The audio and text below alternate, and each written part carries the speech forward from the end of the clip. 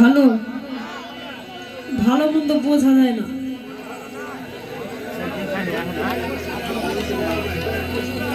তো এত সুন্দর দর্শক আমাদের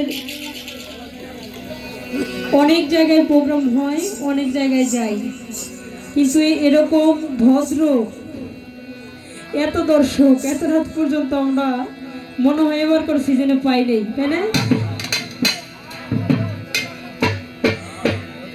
যার মাধ্যমে আসা উনি বলেছিলেন যে আপু রাত 10টার পরে মানুষ থাকে না। এটা মনে হয় ওনার একটা চাল আছিল আর কি, ষড়যন্ত্র। বলছে 10টা সর্বোচ্চ 11টা মতো গান হবে, 12টার কাছাকাছি বাজে, মনে হয় একটা দর্শকও কমে নাই। খুব ভালো।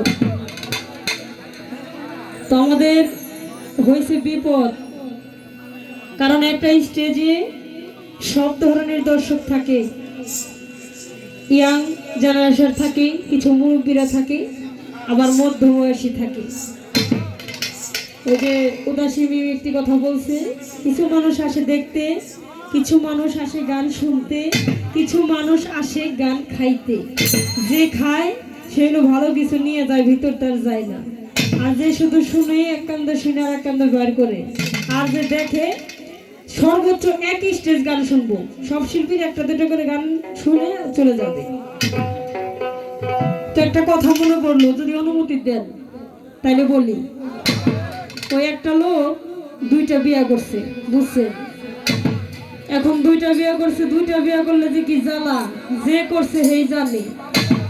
তো ওই লোকটা বেশিরভাগ সময় থাকে বাইরে, ঘরে গেলে অশান্তি, 2 বোর কানাকানি আর সহ্য হয় না। তো উনি একদিন বাইরে গেছে, বাড়িতে 2 বউ ঝগড়া লাগাই দিছে।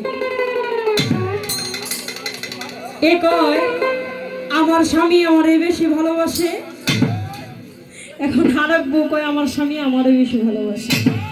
এরকম দুবিচার আমার বাবু ভাই বেশি করে।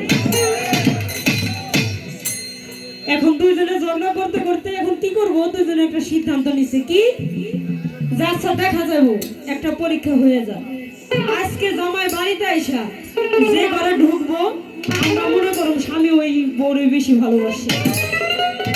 এইরকম একটা প্রতিযোগিতায় 2 বউ রয়েছে রাতের অপেক্ষায়, স্বামী রাত্রে বাড়ি আসবে। এখন ওই রাত্রে আবার শীত মাসের দিন, শীতের দিন, ওই অনেক আগে দেখবেন চার দোকানে কিছু কিছু পুরানো দিনের বই হইতো না? তো একবার যদি কোনো মানুষ ওই বইতে মনটা চলে যায়, রাত 12টা কোন জায়গাতে বাজে বলতেই পারবো না।